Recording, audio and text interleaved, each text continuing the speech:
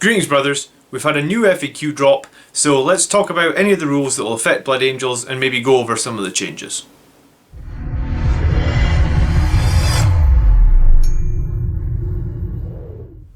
So thanks for tuning in. This video is a little different from normal, and we're just going to go briefly over every change that affects us, Blood Angels, playing 9th edition, as of the rule changes in January the 7th, 2021. So the first change is a no-brainer. If their opponent decides to place their character that you've chosen or selected to kill into reserves or reinforcements, then you do get the full 15 VP. So there's no way for the opponent to essentially dodge that and deny you the 15 VP. So nothing contentious to say about that at all. So I'm a little disappointed with the Forlorn Fury. I mean, it really is only usable on jump units, because I don't know why you would spend the CP to only move forward 6 inches with Death Company Intercessors. So your original Death Company, they can move forward 12. You could daisy chain some of the models back to your Chapter Master or your Sanguinary Priest to give them the access to the Chapter Master rerolls and the Red Grail Blood Chalice rules. So, I mean, it's decent, but is not as fun as I thought it was going to be. I mean, it was going to cost a lot of CP to move multiple Death Company units, so I don't think it was broken, but it's been changed once per game, so that is how Forlorn Fury is once again. So the next change is just making sure that the Sanguiner's buff doesn't stack with the Shock Assault or the Behemoth Relic, and I feel like it's a kind of a low value pick anyway, because it's only when the combat lingers on multiple turns that you lose those bonus attacks, and usually by that point a bunch of models are dead, so a low impact change here. I don't think it's anything for us to worry about. So the next change is they've cleaned up the Death Company Intercessors paragraph that was really ugly before. It is cleaner now, so it's either all your models with bolt rifles, whatever variant of bolt rifles you want, or all your models with bolt pistols and chainswords, and one model can basically take a hand flamer or a plasma pistol instead of their bolt rifle or their pistol, and then they can take a chainsword, a power fist, a thunder hammer, or the power sword. So basically you have all auto bolt rifles or all bolt rifles in one close combat guy, or you have all close combat guys in one with special weapons. I mean, this feels very limited still. Like, it's so expensive. It's already 20 points to take that one thunder hammer. So yeah, I mean, I generally just don't recommend running Death Company Intercessors. All they get is one additional attack, and they're just slow, they're not movable. I mean, I guess you can transhuman them, but usually if you want to save Death Company, you use Refusal to Die. So the Death Company Intercessor change is fine, it clears it up, but I'm still not going to be running them in my army list. So we got some other clear-ups as well. The Sanguiner arriving through his Miraculous Savior ability cannot arrive in turn 1. I mean, this makes sense, he is a reinforcement. Typically reinforcements don't arrive in turn 1, except if they specifically state that they do, so I guess this makes sense. We kind of already knew that vehicles couldn't take relics or the special issue war gear, and this just clarifies that 100% in case people were kind of using an edge case where you took Artisan of War to try and give your Librarian Dreadnought something else. I believe the only relic he can take, the only one that states it's not equipable by a vehicle, is the Neural Shroud, which is the relic he would be potentially able to get if he became the Chief Librarian. We then got a clarification with the Angel Sacrifice stratagem, in that when you use it, it's only models that are in engagement range of said character that will fight them. So if you are going to like bring in your Sanguiner via Miraculous Savior, then make sure you place him in base contact with some or multiple models, because once the enemy piles in, they could essentially pile a bunch of them away out of engagement range of your characters. So if you're going to cast Angel Sacrifice, just make sure that you are prepared for, like, your models are definitely in the right place. It's going to be really important if you're heroically intervening to use this ability that you do not let the enemy essentially pile in away from your characters. And then the final one is with one of the Death Visions, and that's to do with the Slay the War Master. I kind of always thought that it was just our character that would give up his attacks. The way it was worded was like it's your fight that you would give up, but I think people saw the fight for some reason as like a whole object. But no, it's your character that gives up the attacks. You do the roll off, and if you win the roll off, it's D3 plus 3 mortal wounds.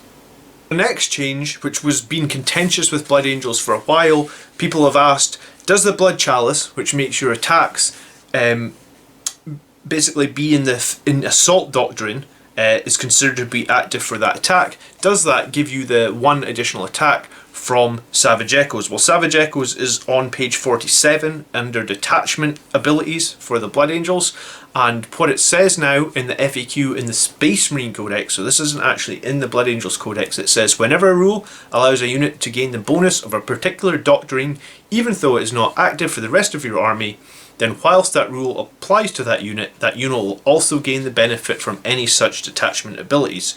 So the Blood Chalice now for sure gives you the additional attack from Savage Echoes whenever it is activated by the Sanguinary Priest. There is also the Chalice Overflowing for 1 CP, which lets the Sanguinary Priest, activate the Blood Chalice on 2 units. So there is now a solid way to get our Savage Echoes bonus and additional attacks from the first turn.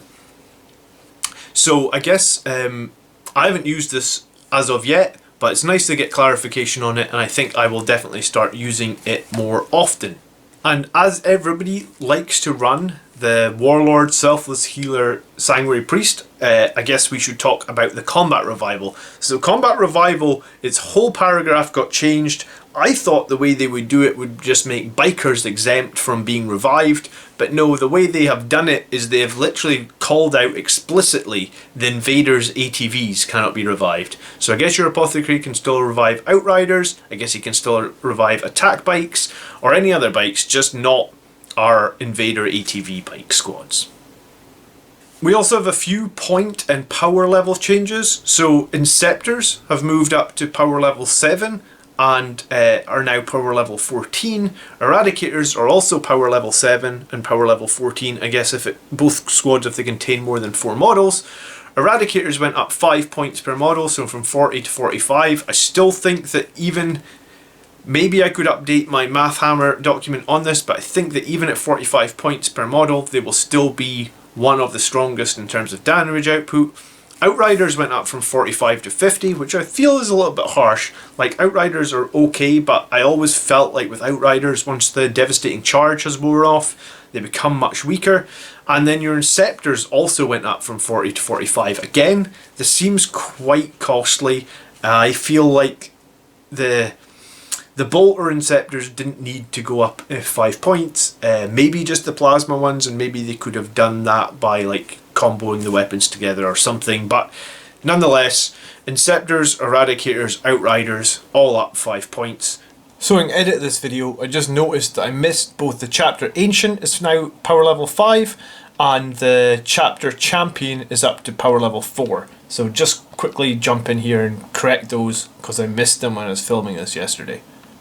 So there's 2 other pretty key changes to the way that the game's played. The first is in the first turn now, when you roll the dice for who gets to go first, it's now the winning player must go first. There's no more choosing to decide who goes first or second. And then in the 5th turn, the player that went second in terms of scoring his primaries and also scoring Taken Hold and Domination, which are specific mission objectives, these now score at the end of the turn. So as a Blood Angels player, if you have a lot of jump pack units, if you have a very mobile army, which we generally do, in the 5th turn, if you are going second now, there is an opportunity for a massive point swing in that you could fall out of combat, you could just jump in advance across the board, picking up as many objectives as you can, or clearing some enemies off key objective points to really score maximum points in that final turn. So that is actually really interesting, a really big advantage if you go second potentially as a Blood Angels player. So 3 more changes have been made to secondaries, the first of which is while we stand we fight now looks at the unit rather than the model. So I never really picked this one, but I know a lot of people did, and they would potentially take like really survivable characters and potentially sometimes they would just hide them, or they would have artillery tanks that were expensive and again be hidden. So this may be impossible to do now unless all your other units in your battle force are less points than said unit you were planning on hiding. Bring It Down got changed to make it a little less harsh against vehicle dominated lists. I mean, I think against a vehicle list you can still score a lot of points for this, but now it is any vehicle or monster less than 10 wounds, it's 1 VP, 11 to 19 it's 2, and then 20 plus it's 3. And then Abhor the Witch got changed as well, so when you are fighting those pesky psychic lists, like Thousand Suns or Grey Knights, it's not quite as easy to score maximum points. I still think you'll be able to score like an easy 10 plus, so potentially it's still like an instant pick, but it's not going to guarantee you those 15 points almost every game. They've had some changes to the always fight first and last rule again. I mean, this rule is still a bit convoluted as it stands, but it's important to note now that if you have something that makes the enemy fight last, be it like a whirlwind or a Judicar, then the enemy can no longer counter-offensive, like pay your 2 CP to counter-offensive to interrupt the combat. Like, they still just have to fight last. I mean, they can counter-offensive elsewhere on the board, they just can't select that one unit that you have designated to fight last or fight after all eligible units. So yeah, there's a bunch of other changes. You can find the FAQ right on the official GW site. I will put a link to it up here. But there's just one final change I would like to talk to you about, and it is about charge distance, and it's about arriving from Deepstrike. And it's a rule that I just learned, and what it is that when you place your unit away from an enemy unit 9 inches away as normal, if there's nothing else affecting it, so you cannot deep strike within 9 inches of an enemy unit. If your enemy unit is on a building 5 inches high, right, and you want to deep strike against them, then if you think about Pythagoras, you have 5 inches high, and then you would have a diagonal here, right, which would be 9 inches. So what that actually means is this bottom line here is actually only 7.5. I'll put a little diagram here so you can see exactly what I'm meaning. So I know we've not done Pythagoras in a long time, and I certainly haven't, but it is the square root of both both edges of the triangle will be the, I don't even know what that's called, the triangle line opposite the corner, right? So basically what that means is it is possible to deep strike in to a 6-inch charge if your enemy are on any sort of building that is over 5 inches in height, because engagement range now extends up the way 5 inches, so you can obviously fight from the bottom floor to the top floor. So you can, the reason it is a 6-inch is because you would be 7.5 away, +1 to your Blood Angels, so you need to roll a 6 to be within an inch of that engagement range. So that could be a really interesting tactic. It's going to be very situational, but just keep out an eye for that in your battle, because a 6-inch charge is a very high percentage. We worked out that a 7-inch charge with a reroll is 83%, so a 6-inch charge is obviously better than that. I'll put the number here as well because I don't know that off the top of my head. So if you still have any questions, there's a Facebook group link below to the official Blood Angels Commander group. You can join us in there. We take questions, we share photos of their models, we chat pretty much every day, so come hang out there. And someone mentioned in the Facebook group there's one other strategy in the Space Marine Codex which is really interesting, and it's on page 104, and it's called Adaptive Strategy for 2 CP, and it says, if your warlord is in the battlefield and a combat doctrine is active for your army, select one core unit from your army until the start of your next command phase. Each time this model makes a devastator, tactical, or assault doctrine are considered to be active for that attack.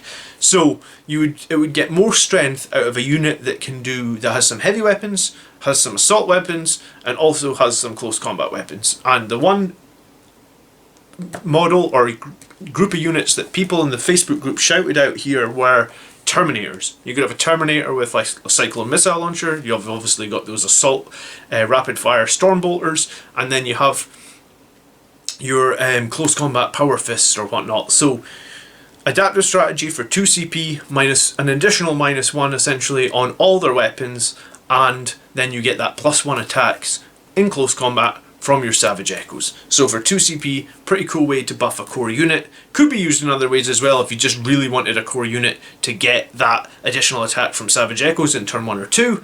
But yeah, I mean, I think that FAQ has generally been quite good for us. Thanks so much for tuning in. I really hope you guys found the video useful. I hope to see you all in the next one.